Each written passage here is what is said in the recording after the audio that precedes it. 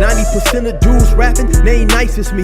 98% ain't live the same type of life as me. The judge gave me life and then they sent me where the life is be. That level 4 with depth and vice, the type of stuff they like to see. Two choices, fight or flee. I refuse to die a chump. I never been a mark, but damn, it's scary when that riot jump. I seen dudes cry, get pumped, and some sexually brutalized. Knew a dude who lost his life and he was only doing 5 year-long racial fights when homie all you do is ride. Lonely days and nights up in a hole causing suicide. From the moment you arrive, you see the Mexican mafia, AB skinheads with big giant swastikas, pro-black philosophers, the BGF, the Kumi, and Muslims who will murk you from the nation to the Sunni. That MS was loony, quick to ride up on they rival. Even Christians went to church, hide knives up in they Bible. Political and tribal, the Crips and Damus, the Long Beach, the Hubs and the Dubs and the Grooves, the IE, the Bakersfield, the Dago Pyrus, the hustlers quick to roll, the gangsters don't move, whatever click you choose.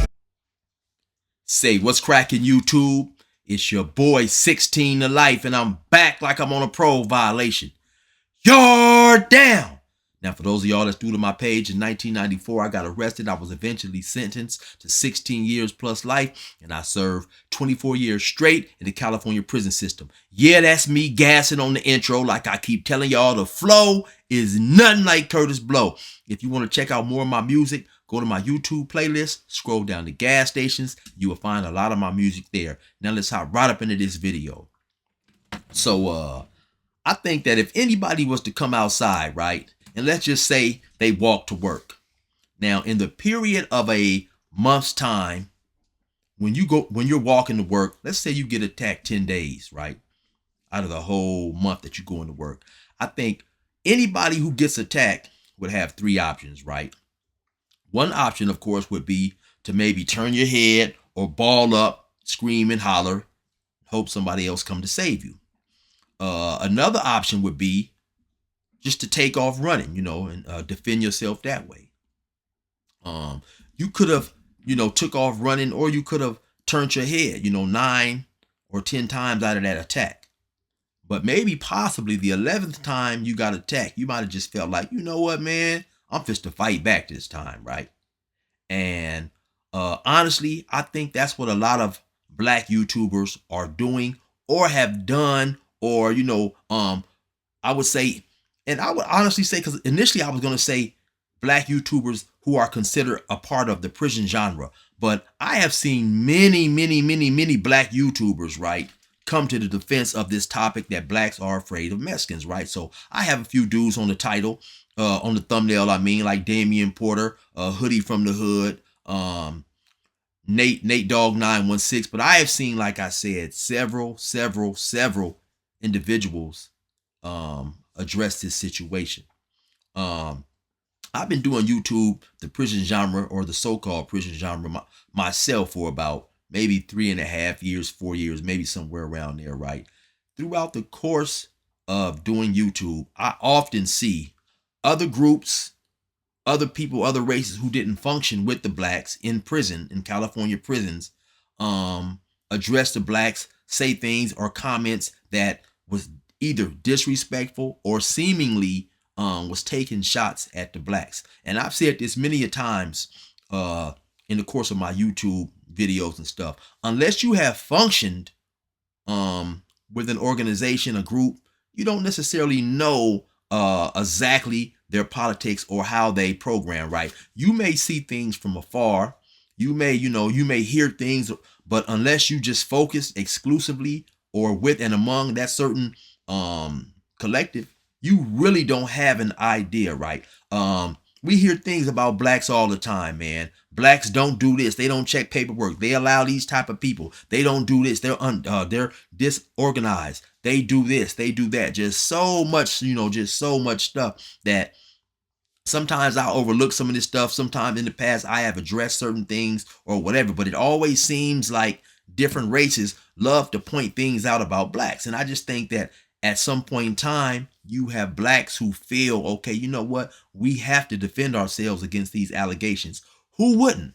Who wouldn't defend themselves when they feel they are unfairly or unjustly attacked, right? And so you have, I've seen some comments where people are saying, hey, these guys are too sensitive. They're overreacting, or so on and so forth, right? But once again, like I said, when you have so many different people basically rallying around one topic, I think there's a specific reason for that, right? And so a lot of times I still watch prison content for a couple of different reasons, right? One is because I am in the prison genre, and a person may say something that I feel that I can react to, or it may spark an idea. Regardless of what state a person is in, prison is prison. You're going to pretty much have the same dynamics. You're going to have the same problems going on from prison to prison, regardless of the state. Recently watching a Banky Pound video, and I forget exactly which one it was or exactly what he said, but he said something that sparked a memory, because I have a pretty good memory, but I can't remember every single thing. But he said something that sparked a memory to a recent video that I done. I think the name of that video is basically a dude from Rolling 60s that got into it with somebody from Fort Trey, right? And whatever he said in that video happened to spark that memory. So that's why sometimes I'll look at other prison content. And also, like I said, sometimes I may see certain videos that I want to react to. I created a playlist. And when I see a video, the topic of a video that I may want to react to, I'll shoot that to my playlist. Sometimes I'll watch a small portion of it, sometimes not. I recently done a video a couple of days ago, and I forget that video, but the Northerners versus the Blacks. I reacted to a video. A couple of people in the comments said, "Hey, chill, okay, great point. I see what you're doing, man. Way to get back." And then another dude said, "Chill, you are a much better person than I am, because I would have used those things to basically bash other people who were saying negative things about blacks." And when I make a video, it's never my intention to just bash somebody, right? But like I said in the past, I do listen differently, right? And if a person, regardless of who he is, right, if he's had a prison experience, and especially a California prison experience, and if he speaks wholeheartedly and unbiased, he's going to say things that I can definitely point out, because we all share the same experiences, right? You have many different YouTubers, right, who say that all races hold their own in prison, right? Whether it's Splinter from POV, Gunner, many different people, right? Hoodie from the Hood. Lately, I've been watching a show, man. It's called Swang Low Podcast, man. I suggest you guys go check that out. Swang Low Podcast. It doesn't have a lot of views, but it is a great show, man. I was locked up with that dude in 1996 in Salinas Valley. And unfortunately for him, he's still incarcerated. Nothing but level 4s the whole time. I think he went down to a level 3 for a few months. But he has a very interesting perspective. The Swang Low Podcast. And even him on his channel, he says, hey, man, everybody gets the short end of the stick at some point in time. But if, like these other YouTubers like myself, if we feel that we are seeing an unfair amount of videos directed at the blacks, saying things especially that has not been our experience, and we know it's not true, at what point in time do we defend ourselves and fight back, right? I digressed a little bit, but I was talking about the playlist that I create for videos that I anticipate on reacting to, and not, like I said, not necessarily to make a point, just because it's a different experience. Of course, if I only give you guys the black experience, then it could seem that it would be biased. I love to have other races, other nationalities, people from other gangs, walks of life who've done prison time, come share their experience. Now, for whatever reason, you have some people who do not want to share their experience for whatever reasons. It may be some organization-based rules. It may be personal preference, whatever, right? But so that is, to me, I like to have diversity on my channel, and I can get that by giving the opinions of others and the experience of others who have done prison time. You know, like I said, once again, especially in California. So now we have a guy by the name of Gunner who has, he's from up north. He done his time as a northerner. So I was going through my playlist of videos that I had sent there to react to. And I just told myself, you know what, now wouldn't necessarily be a good time to react to this video because people would assume that I'm trying to make a point. You know, I'm dropping a subliminal. But the name of that video is Blacks Are the Most Hated in the California. Why blacks are the most hated or something like that, or what group is most hated in the California prison system, somewhere along those lines. And I will react to that video eventually, right? So a couple of days ago, I just watched a few minutes of it, right, to see what he said, right? And so he went on to say that the blacks are the most hated group in the California prison system, right? So then, of course, you know, with the way I think and this and that, I got to thinking, well, if blacks don't check paperwork, if we allow all these type of undesirables to be amongst our presence, if we're disorganized, we don't do this, we don't do that, like so many different other groups who have never functioned as blacks during prison time has pointed out. And a lot of times they will point these things out when it's unsolicited. They'll just point these things out, I guess, as a course of making video or making their content or whatever. They will point these things out, right? And so if the blacks are so at the bottom of the food chain, as a lot of these different YouTubers try to portray, then why are we the most hated? Why are we the most hated in the California prison system? And I think it's fair to say, it's fair at least to assume that if blacks, and this, once again, is coming from a Northern Hispanic who did time and viewed things through his own eyes and gave his own perspective, you know.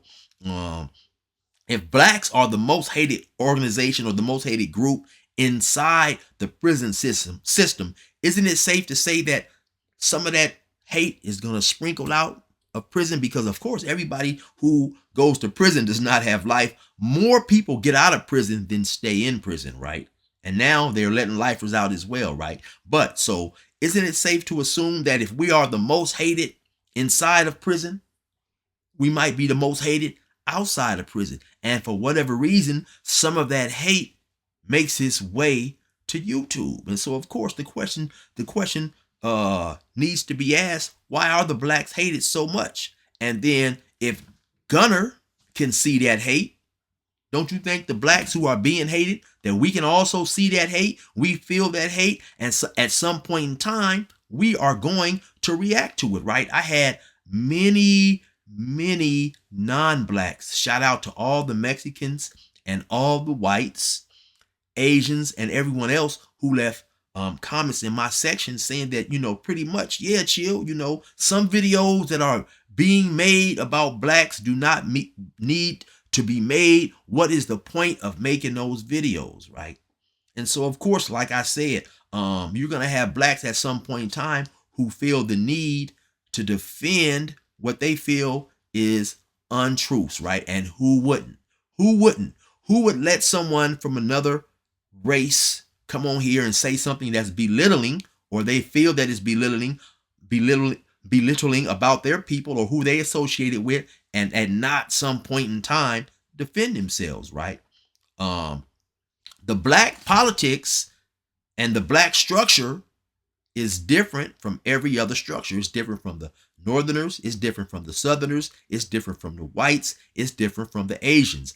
Everybody has their own structure that is relative to whoever they function with, you know. Just real quick, right? You have different races and organizations who make certain pens undesirable and deemed off limits, but those only apply for that particular race or organization. Many times I tell stories about doing time at a prison named CMC East. Now, for the Northerners, the Mexicans, and the whites, that prison is off limits. It's not off limits to the Paisas, the Asians, or the blacks, but you'll still have people get in the comments and say, hey, man, isn't that yard no good? That's a no good yard. No, that yard is no good for your people, right? It's not no good for our people. When I first came to prison, you had prisons like Salinas Valley, Ironwood, Pleasant Valley. All these yards were general population's yards. And then later on, I guess due to the influx and the need to create more special need yards, some of these yards at these prisons, which initially were mainline when I first came to prison in 1996,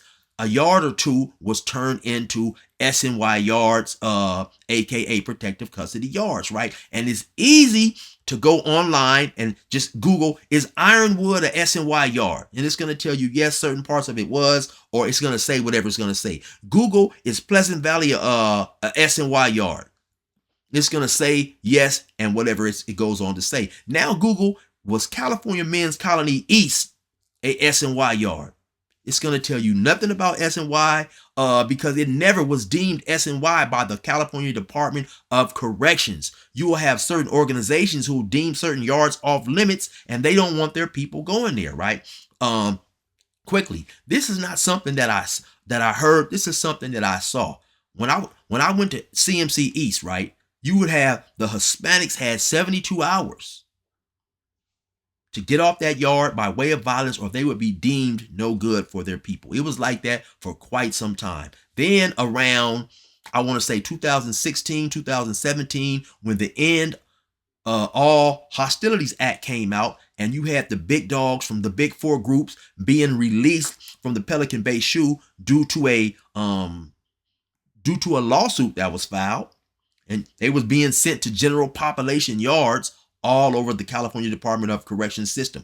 Once a person goes SNY, back then, they're not going to send you to a SNY yard, to a GP yard. They're not going to rotate you in and out. Once you was SNY, you was SNY, and that's what they was going to send you. My whole point of giving you guys that little front loading was to say that when I was at CMC East 2016, some dude who obviously had an extremely amount of juice with the Southern Hispanics landed on that yard. If that yard wasn't general population, they never would have sent him to that yard. So of course now you have a lot of people wondering what's going to happen, because the guards knew the policy that individuals from the South was not supposed to be there. So they're waiting when this dude released to see if there's going to be fights or whatever.